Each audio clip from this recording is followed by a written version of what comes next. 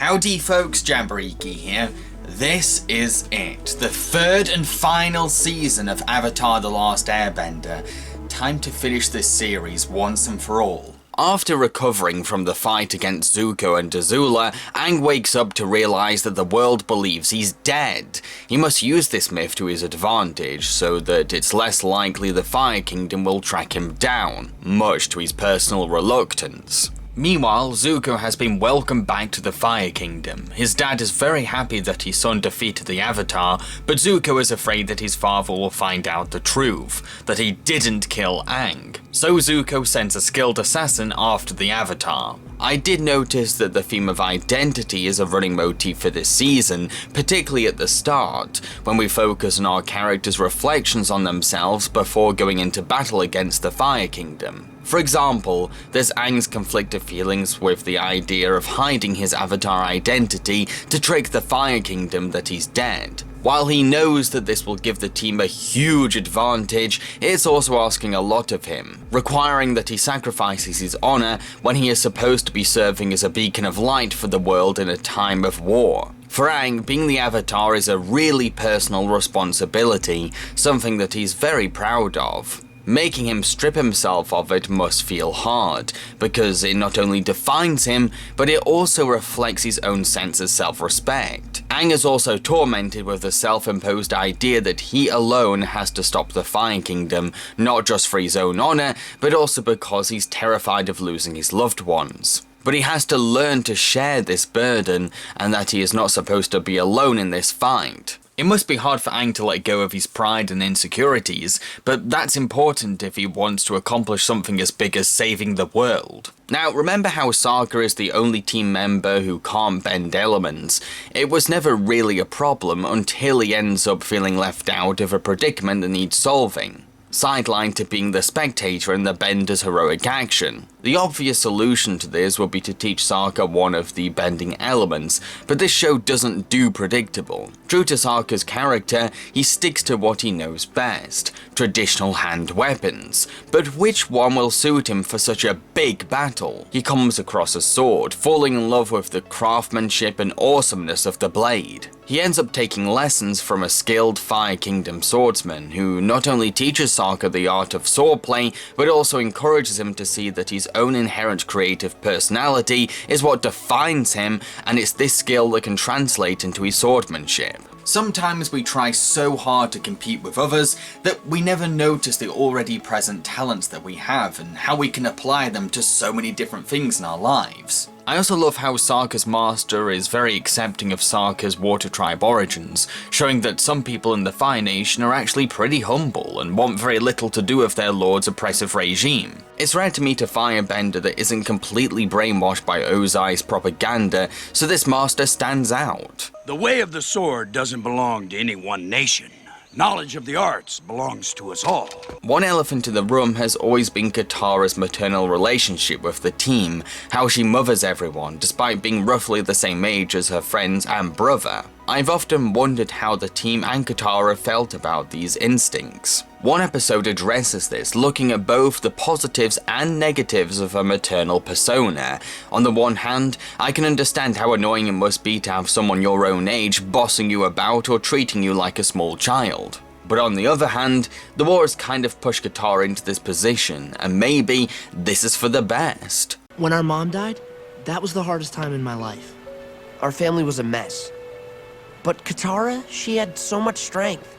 She stepped up and took on so much responsibility. She helped fill the void that was left by our mom.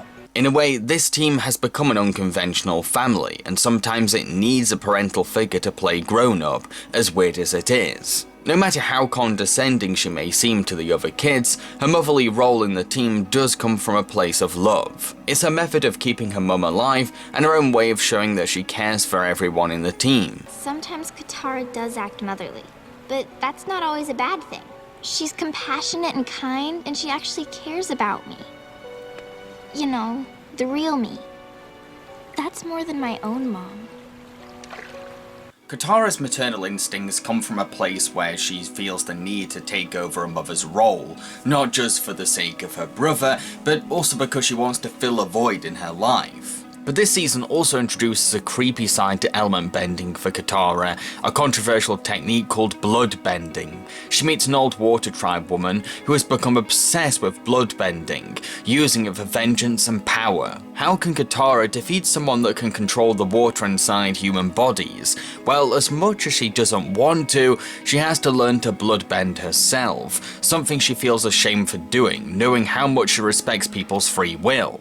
Congratulations, Katara. You're a bloodbender. It's quite brave and shocking to see a children's animated series not ignoring the blatant advantage of waterbending, respecting that kids can handle something quite disturbing like this. I've always loved this show for its courage to push boundaries, because some kids do develop a taste for scary things at a young age. But I know that you will want me to talk about Zuko's relationship with his identity. More so than any other season, Zuko's transformation is incredibly relevant here, so expect a lot of this video to be about him. With Zuko now being welcomed back with open arms into the Fire Kingdom, he feels very conflicted about whether this is what he wants. Not helping matters are Azula's usual conniving ways disguised as sisterly love, and Uncle Iroh's commitment to playing crazy, so that he can secretly train in his cell when guards aren't looking, which means ignoring his nephew. He feels very alone, unsure whether he made the right decision. The tension rubs off on his relationship with his girlfriend May, who does show concern for him but tires of his bad temper. Your temper's out of control. You blow up over every little thing. You're so impatient and hot-headed and angry. I know one thing I care about. I care about you. It's sad because May is quite possibly the only healthy relationship that he has at this point, and she too has become smitten by Fire Kingdom values and privileges. If you can have anything you wanted right now, what would it be? A big fancy fruit tart with rose petals on top. You know, being a prince and all, I might just be able to make that happen. With everyone around him enjoying the benefits of high class, it's no wonder that he often sways towards forgetting about his guild, as the people around us can dictate what we accept as normal. But for Zuko, there was always that kind side to him left behind by his mother, an aspect of his personality that Iroh came super close to helping resurface. This yin and yang side of Zuko becomes more clear when he learns that he is related to both one of the Avatars and the Fire Lord who started the war. He has to ask himself, which ancestor will he stay true to? Whose values and intentions does he want to continue on? Couple this realization with Zuko noticing the fakeness of his father's love. How his dad is showing pride for Zuko, not because he did something righteously good, but because he helped the Fire Kingdom gain an advantage for their tyrannical plans. This makes Zuko see a new light to everything, leading to the moment we've all been waiting for, his eventual standing up to his dad. I thought it was my honor that I wanted, but really, I was just trying to please you. You, my father, who banished me just for talking out of turn. This moment is so satisfying to watch because we've been waiting so long for it to happen. Plus, everything that Zuko says is so perfectly worded and comes from the utmost sincere confidence. We can't help but clap and cheer as Zuko detoxes himself of all this venom and throws it back in his father's face. But I've come to an even more important decision. I'm going to join the Avatar, and I'm going to help him defeat you. But like I've said before, Zuko's transformation isn't simply a walk in the park, it's a wobbly tightrope that branches off onto other unstable tightropes. This is most evident in his attempts to join our heroes on their quest. Hey, I heard you guys flying around down there, so I just thought I'd wait for you here.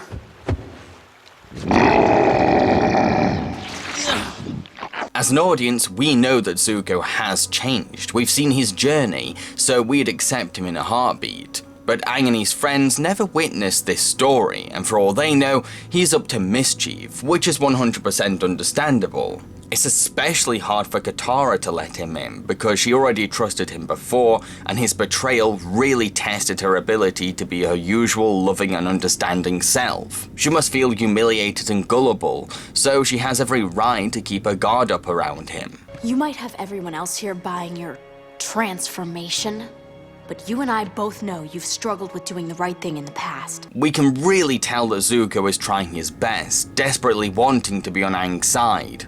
especially when he has no one else at this point. Bless the guy for making the effort, but we can see why our heroes are reluctant. Luckily, Zuko does get chances to show his newfound loyalty. For starters, he becomes Aang's new firebending teacher, but even that turns out to be a challenge because he realizes that he has lost his skills, as he's always used hate and anger to trigger his fire. So what can he rely on now? This sends him off on a journey to rediscover himself as he gets in touch with his firebending roots, even being forced to prove his good intentions in a tense test, a moment that even puts the audience on edge, despite knowing full well that he has changed.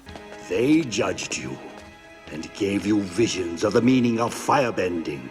It's this adventure that also brings Aang and Zuko closer together, helping Aang see that the prince is trying to get better firsthand.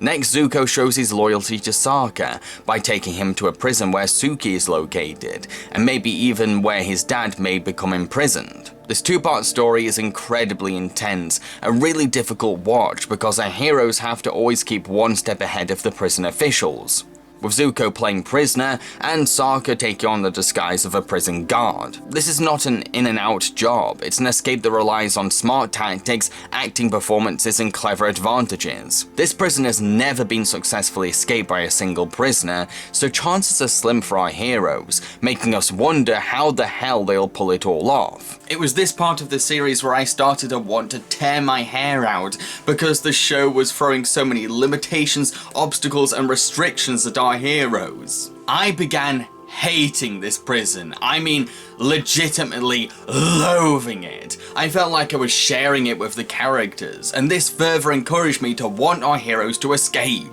Things get even more complicated when Azula, Mai, and Ty Lee turn up at the prison, knowing that Zuko is a prisoner. Luckily, our heroes manage to pull off a series of stunts to help them leave the prison, but don't forget, Azula and her buddies are still on the premises. Shockingly though, Mai betrays Azula, showing that she loves Zuko more than her kingdom. Proof that her affections for Zuko are real, and when Azula threatens Mai, Ty Lee opposes the princess too. It's clear that these two treasure friendship and love more than loyalty to their royalty. Plus, it's great to see Ty Lee no longer being afraid of Azula now, who actually threatened her to join the mission.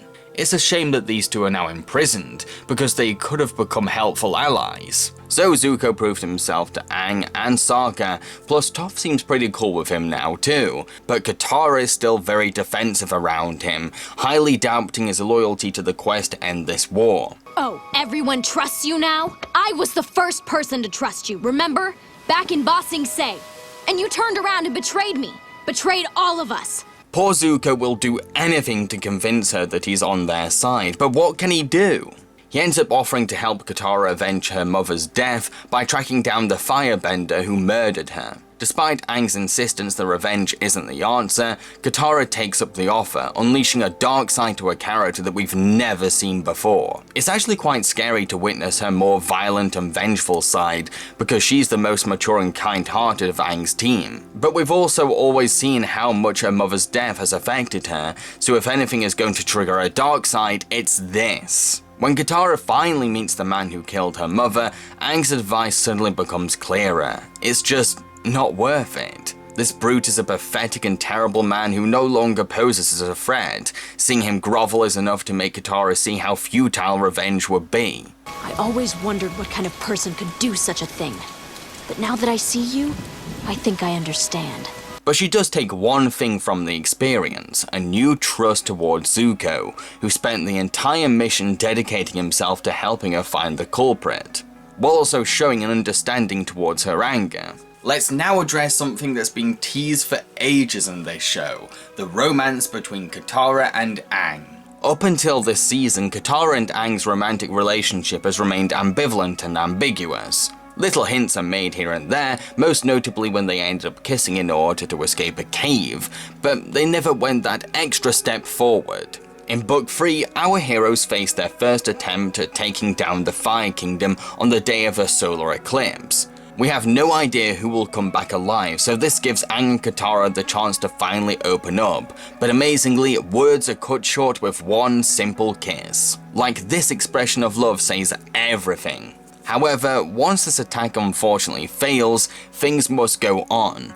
But what does this mean for Katara and Aang? Well, in a stroke of realistic character writing, it's seen as something complicated and confusing, which makes total sense. It's hard to strike up a relationship when so much is going on. There's burdens, responsibilities, and worries to contemplate before questioning whether Katara should date the Avatar. While romance is possible for some couples in the show, it's not easy for everyone. Each character is handling the loss, destruction, and fear of war differently. It's understandable that Katara holds reservations about taking things further with Aang. Her mind is clouded with so many thoughts already. It's a lot to ask of her to come to the conclusion about what she wants to happen, and Aang must learn to respect this. So one thing that makes Book 3 really remarkable is that it throws our heroes into the belly of the beast, the Fire Kingdom itself. Yes, they have visited the Fire Kingdom before, but in this season, they practically live there for most of the narrative. On the one hand, this creates lots of effective tension, as we fear for Aang and his friends. Can they keep their disguises as firebenders under wraps, or will they be caught? At the same time, there is this sense of responsibility lingering over our characters' consciences. They have a chance to not only better learn about firebending culture, but also have opportunities to save those at the center of the Fire Lord's tyranny. From teaching brainwashed firebending kids to learn to express their individuality through dance, to rescuing a poor suffering town from poverty and oppression. Of course, as expected, Sokka is stubbornly adamant that they need to keep moving, but that's his character.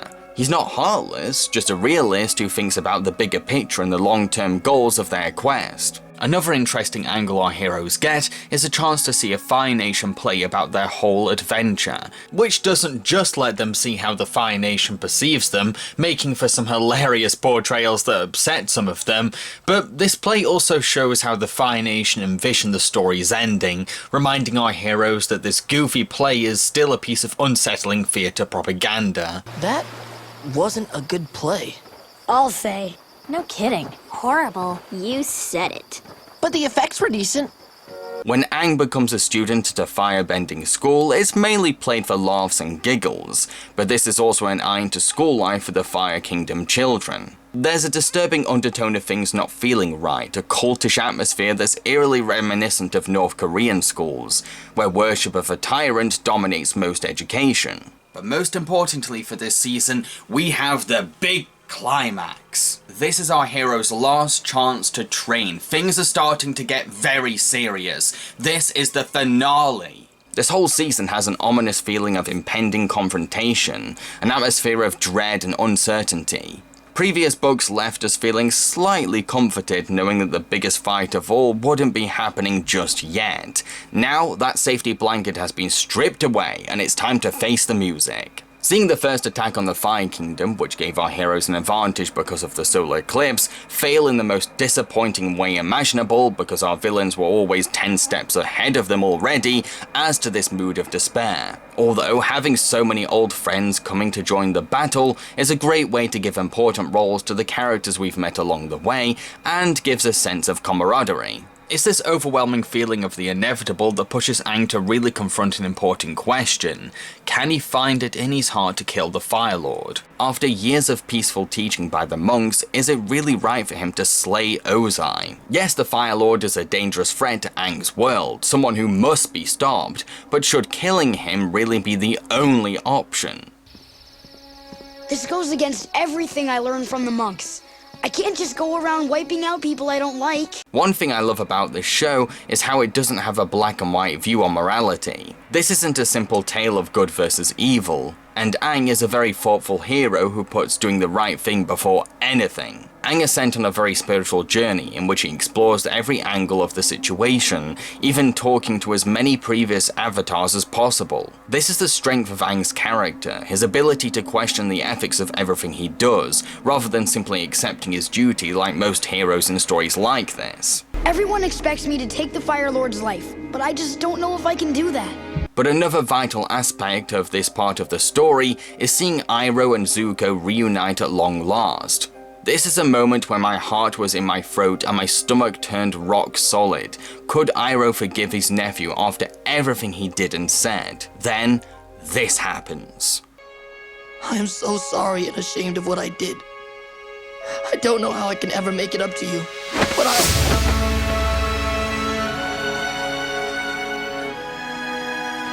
It's moments like this that show that children's storytelling can be emotional, powerful, and raw. So, what about Azula? What happens to her? Well, Azula is a character who has been consumed by her father's repressive beliefs, which caused her to become distant from her mother. My own mother thought I was a monster. She was right, of course, but it still hurt. Ozai's extremely high standards and shame towards failure really start to take their toll on Azula, particularly when her dad rejects her involvement in an important stage of his evil plan. She begins to crack, firing any staff member based on the slightest mistake, most likely as a way to show her desperate dedication to her father's strict demands. Not feeling good enough even though she's moments away from being crowned Fire Lord. Or maybe because she wants to express her feelings of rejection onto someone else to feel superior. She starts to have a breakdown, developing a hallucination of her mother, who shows her concerns towards her daughter, exposing Azula's starvation for genuine compassionate love. It's so sad. While Azula is a cruel villain, she's also a victim of the Fire Lord's toxic parenting, and she's very messed up because of this. When Azula and Zuko finally fight, it's a very intense battle, but we can see that Azula is losing her way. She's not fit to defeat her brother, so in a bit of desperation she tries attacking Katara instead, leading to the eventual chaining of the princess. It's quite scary watching her scream in anger, but her agony makes this quite a heartbreaking moment too.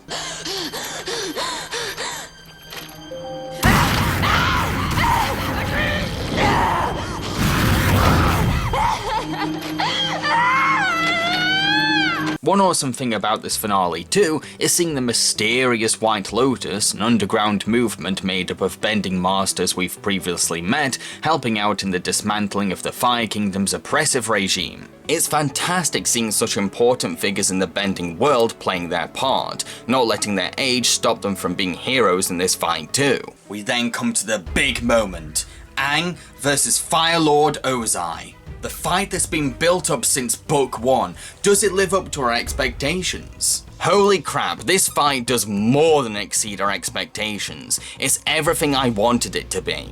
The show does everything in its power to reflect the dramatic weight of this battle, framing it with a cinematic grandness that no previous bending duel ever had before. These two are certainly a match for each other, masters of their crafts that know how to use their skills to their advantage. It's not clear right away who has the upper hand, because in a way, they're sort of equals. It's this balance that keeps us on our toes, uncertain how things will pan out. Of course, this equal matching does become challenged when Ozai begins winning, switching the tension to now making us concerned for Aang, and breaking that ambivalence over who is stronger. Luckily, Aang's avatar state is triggered, resulting in the awesome image of him bending all 4 elements at once, the very thing we've anticipated since Book 1.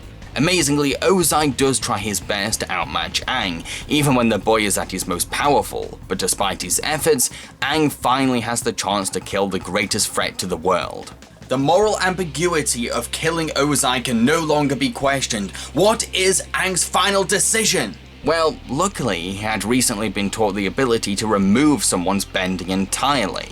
So as a peaceful compromise that reserves Aang's principles and diminishes Ozai's power, he drains away the furious flames of the Fire Lord. This is a great solution in my opinion, one that stops Aang from sacrificing his values, but also puts an end to Ozai's reign. And now it's finally all over. To wrap things up, we get a very heartwarming conclusion that'll make fans very happy. Zuko is now Fire Lord, with ambitions to lead the Fire Kingdom in a more righteous direction. Things are hunky-dory with him and May too, but he also now has a clue to his mother's whereabouts thanks to his dad. Everyone has a lovely moment together in which they share a touching scene of them letting Sokka draw everyone, with his art being as Sokka as you would expect it to be.